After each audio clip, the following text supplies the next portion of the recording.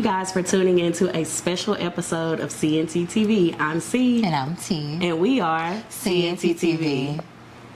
So guys, today is going to just be it's a different type of format, a different type of episode. We are just going to have a sisterhood conversation amongst the two of us. Our channel is big on mental health awareness.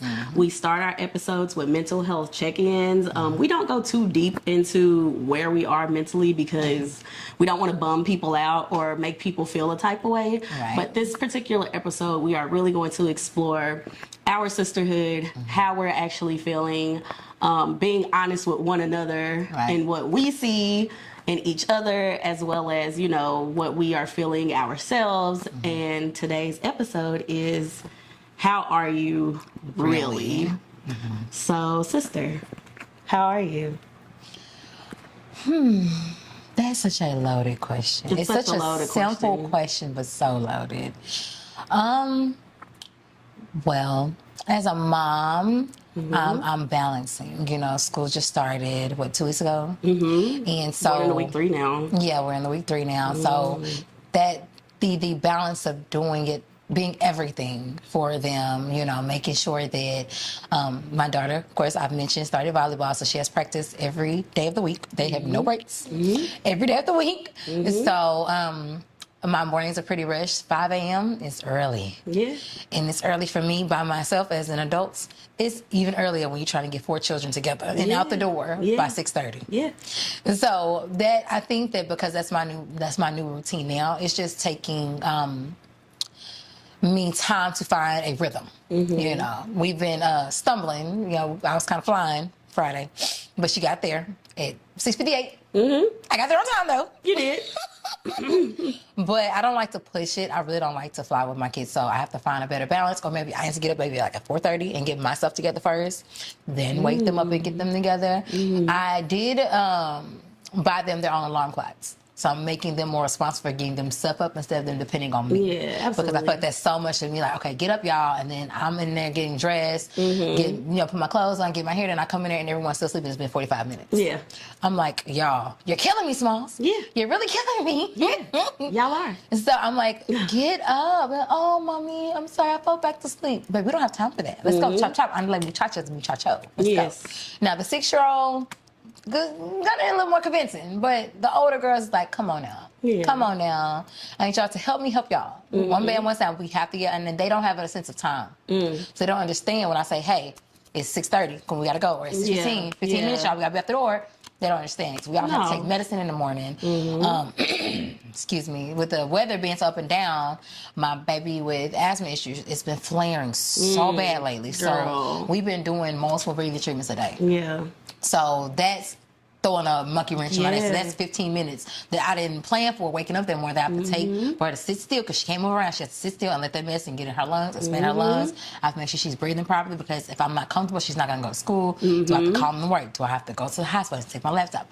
It's so much to it. And so with that, I'm just trying to find balance. It's all about balance, and children really do need routines. Parents, I'm telling y'all, with me doing it by myself, and I've been doing it by myself for years now, I'm just now learning that routine is key. Like, they have to have a routine. You need to eat by this time. Even if it's not always perfect, you have to be in bed by 9 o'clock, because 5 o'clock comes fast, and that's at the cusp of the 8 hours. So if I can get them in bed by 8, preferably.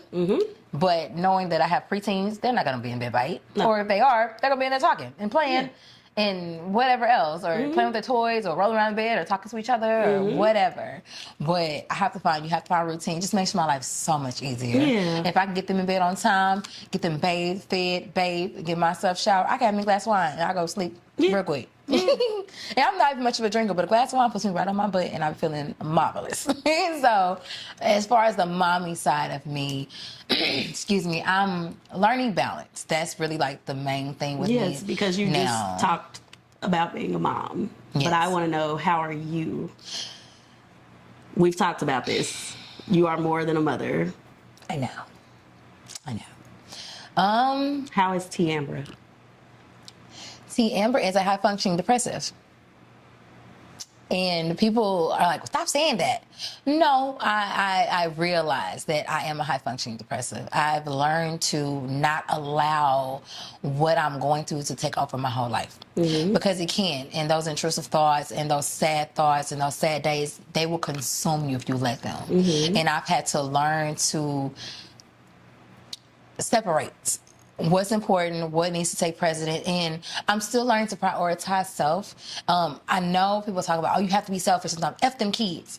It sounds better and it sounds easier. It's easier said than done. There we go. It's easier said than done because I can't say F them kids because who's gonna take care of them if I don't? You see what I'm saying? So I don't have a fallback guy. I don't have someone that I can be like, hey, I need a weekend or I need a night. I don't have anyone for that. So I have to be there, present 24/7. So I think that what is that doing to you? It's mentally daunting. It's very, very daunting mentally when you feel like you have to be everything to everybody that you leave very little room to be anything for yourself. And that is also become with the balance, like I was mentioning earlier, with a balance of figuring out what can I do to where I feel like I'm taking care of myself and my children simultaneously. I've mentioned this before.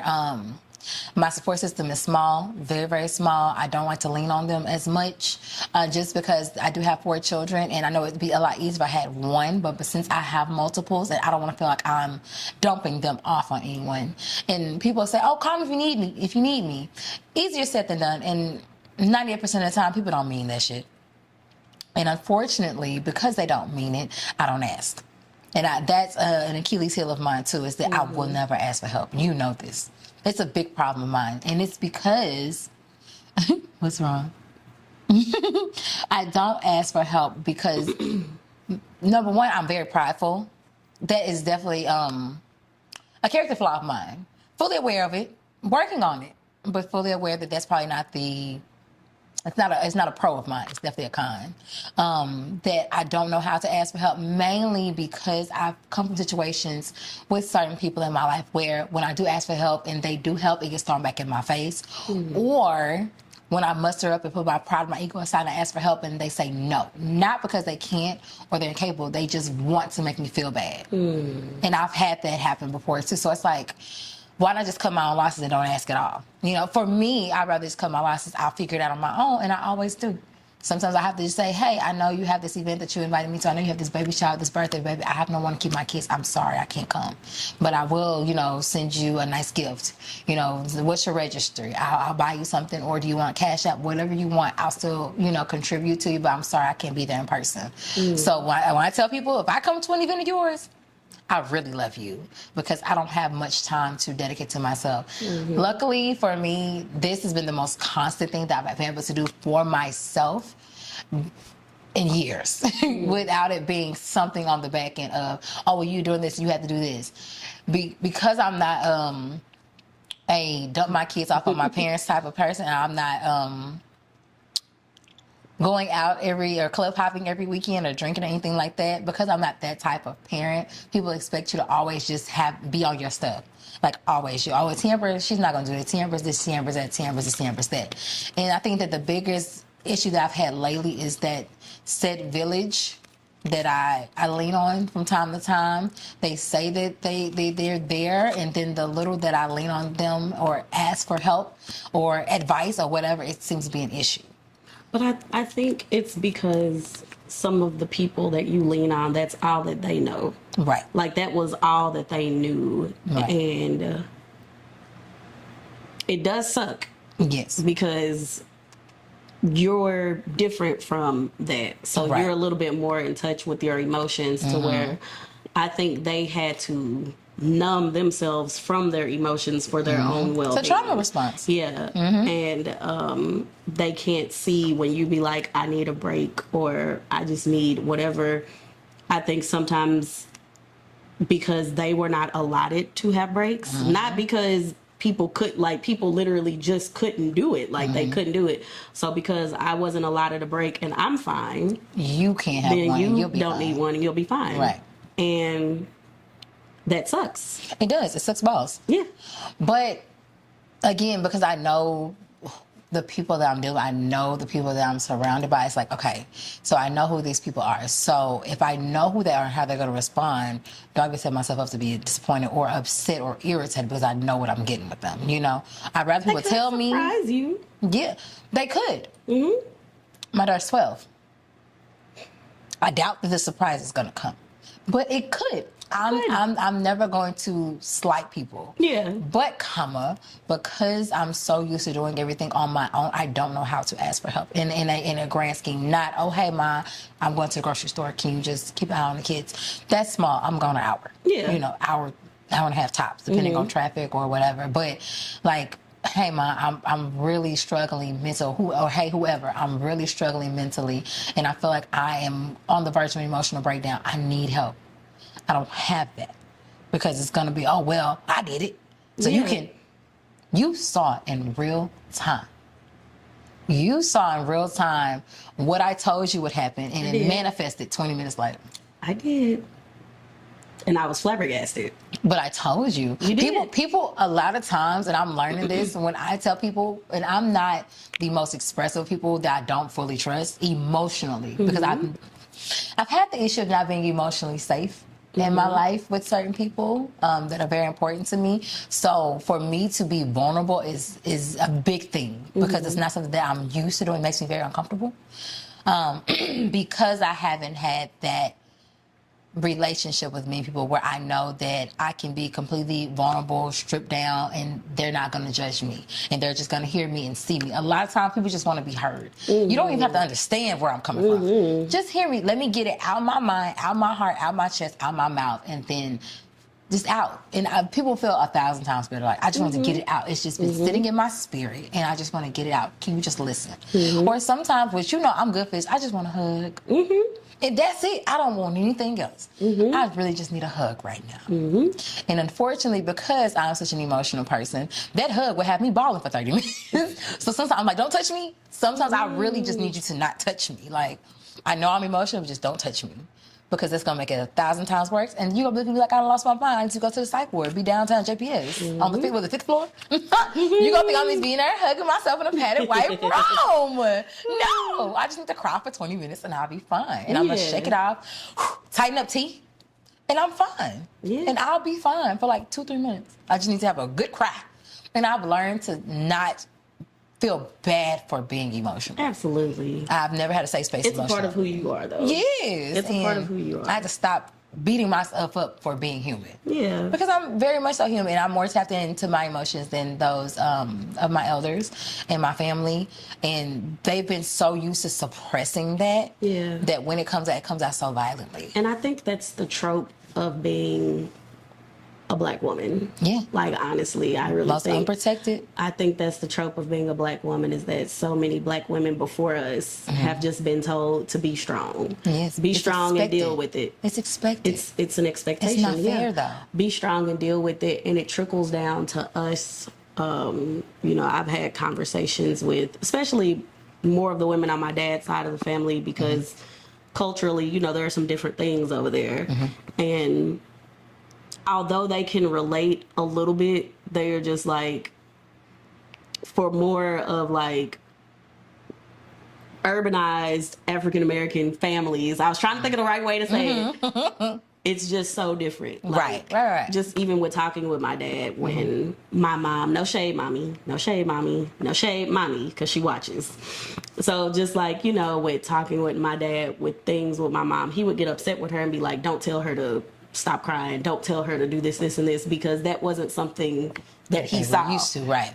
That wasn't something he saw his mom doing to his sisters. It was, if you need space to cry, you need space to feel. You have that emotional safety. Like, you have that security in each other where I can be emotional and it's not a problem. And see, my mom didn't get that. Right. My mom's, and then especially, we can talk about it. You're a dark-skinned woman. My mom is a dark-skinned woman. Especially with that, it's almost society just expects you to deal with things at a more harsh rate than they would of somebody who looked like me. Right. If it was just in a space where that's what the dynamics of the black women look like, you would be more expected to carry the To weight deal on with your the back bull. Yeah, absolutely. than someone who has the same phenotypes that I have. Just like slave times. I'm in the field. You in the house. For no other reason but because of our skin tone. Yes. You passed the brown paper bag test. I would fail miserably. And that was like, like you said, the field in the house. That was the reason why they kept the other ones in the house. So when company came over, these slaves look more appealing to the eye because they almost look like us. But they're women of the night too. Yeah. So they still were getting taken advantage of and used and abused. But it's just they looked more like the people in the house. It was the proximity to whiteness. Like they look a little bit more like us, so we can keep them in the home. So when people come over, they'll see how well our like there's a whole document. Like a Jasmine's Blues. Have you seen that? How they were passing for white even though they were black? Yes. There's a whole thing about that though. We really have to get into that. Oh, we really got to put on a docu, baby. We'll talk about it. We will talk about it. Definitely gonna put that. But that's how I am. But how are you, really? I think I'm good. Good. I really think I'm good. I have my good and my bad days. It's sometimes, although I love the fall, I get the fall blues. Like that's a real thing. Like the fall blues. I'm excited for Halloween. I'm so excited for Halloween. I told you, as soon as a gust of wind, I'm popping out my jacket. I'm so excited for. I'm popping out my jacket. Yes. The second, and we need to make a video doing the perfect cast. A breeze. That's the dance, the goofy. A breeze outside. Put it on. I'm put the backpack on. We'll go out and be matchy. Absolutely. You think we won't? We will. And we will. I'm through with a good time. But yeah, I think I'm good. Like there are some days that are up and down. Right. But I think I'm really good. I feel like last year, I don't know what was going on last year with me. I think a lot of people just have expectations. The problem with me is I'm like happy and playful, and all that all the time. And I think that becomes an expectation. Right. So when you're not, they're like, what's wrong with you? Yes. People just expect you to almost I expect you to be on all the time. And being on all the time from what I've discovered. Yeah, literally. Pretty much. Yeah. And just being on all the time can be exhausting. Yes. It's so exhausting. It's almost like putting on a costume and dressing up as a caricature version of yourself through the eyes of other people. Right. And I finally, I don't know when it clicked, but somewhere along it finally clicked and I was just eased into who I genuinely and authentically am, which, I'm changing, I'm evolving. And I'm just finally sliding into who Candace is. I'm loving my life. I'm happy. I'm in a good place. I have a lot of great things happening. I feel good. I have my ups and my downs. But I feel good. Like, I genuinely feel good. I feel like my relationships with you guys, like my friends, is getting stronger. My personal relationship is like super healthy and super happy. My work relationship, although I love my kids, I got to balance what's going on with some of the parents. Girl. Gotta balance what's going on with some of the parents. But they all can't be me. I think I'm... Because I don't play about mine. I think that's my biggest struggle is because I'm a person who has always looked at the positive sides of motherhood and like what a gift and what a blessing it is. That gets to me on an internal level because you're just seeing on the flip side. Just seeing like not appreciating and loving that. Yeah. And sometimes it's not even that. It's just like seeing the discare. Like of the children. The blatant that you decided to bring into this world. The blatant neglect of the children. It's really so sad and it really, really we be so on phone frustrated like girl, you need to pop up. You need to pull up. It really just hurts my heart. And then like sometimes that can cause a downward spiral because then I can start thinking, why was this person given this blessing and this opportunity? And then I have complications and things when it comes to that. But I push it out. I let it sit for a little bit and I actually do process. Comparison is the thief of joy. It's not even comparison. I don't even think it's comparison. I think it's just anger. Yeah, and unfortunately, like I tell you all the time, I feel like it's God's divine timing. for you. I really do believe that. It's God's divine timing. And unfortunately, some people are just very careless, and they probably didn't think all the way through when they were making their babies or deciding to have their children or even raising them now. They're not thinking it all the way through of how their decisions are going to affect those children in the long run. And that's really what makes me sad, because me having an awesome daughter and me knowing that I have to set her up to give her the best chance at life. Yeah. I'm not gonna be here all the time. I'm not gonna be here forever. And I feel like they're just dropping the ball. Yeah. Not because they won't even pick it up. No. Not they're dropping, they won't even pick it up. And a lot of it is like the expectation. I don't know. And then like, I don't think that a lot of them even think about that. I don't think that those parents really think like, I'm not going to be here forever. And I talk about it all the time. And what's going to happen to my baby, I don't want my baby when I'm not here. I don't want her to just because that's the thing. Like adults can go into the system as well. People think it's only children, but it's adults who can still have the mental capacity of a child. They go into the exact same system where you could be 60-year-old in body and 10 years old in mind. And, that's a real thing. And we're designed to at least outlive our parents by 20 to 30 years. So who's to say... If I'm gone in 20 years, that means that she'll be living another 40 to 50. Yes. And she's only 11. Yes. So, yeah. And it's scary. That's why I always read to my kids. I'm like, y'all understand something. Y'all only gonna have each other when I'm gone. Y'all gonna have each other. I'm not saying that they have to dedicate their whole life to her. Yeah. But make sure she's okay. Yeah. At bare minimum. Yeah.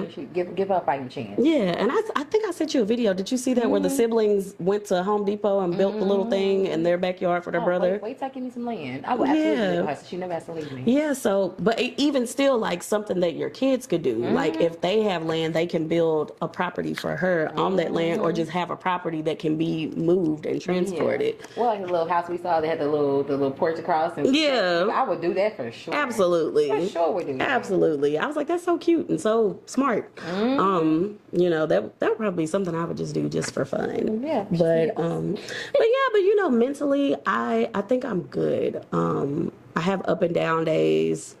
There was like a particular day, I think I talked on TikTok and I don't know what was wrong with me. I just woke up and I texted you that day and I was like, I don't feel right. Right.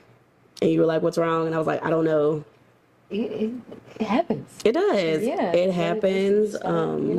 But I thank you for being that safe space. I got you. And I thank you for being my sister. Yes. What's up, girl? We was on FaceTime. I was like, oh my God, you're at work. Yes. Talk. What's up? Yes. But, I think I'm good. I feel good. I feel well physically. I'm feeling well mentally. I feel really, really good. So, I'm thankful to God for that. There was a really dark time like 3 years ago for both of us, so come out of that just to look at where we were and where we are, like that makes me so happy. Gracefully. Yes. So we had so many bad days for so many. Baby, please. So many. Baby, we fought you about that. Indeed. We fought you about that. But we made it. We did. So glad I made it. Listen, we made it. But I think that's all we have, guys. I think that's all we have today. We love y'all so much for tuning into our special episode. We're just sharing and being open and honest with each other. Thank y'all again, and we look forward to expanding more on our channel with you guys, from you guys supporting us. And don't forget to drop suggestions, comments, topics, and to share and like every single video that you see on our page. Until next time, I'm C. And I'm C. Bye.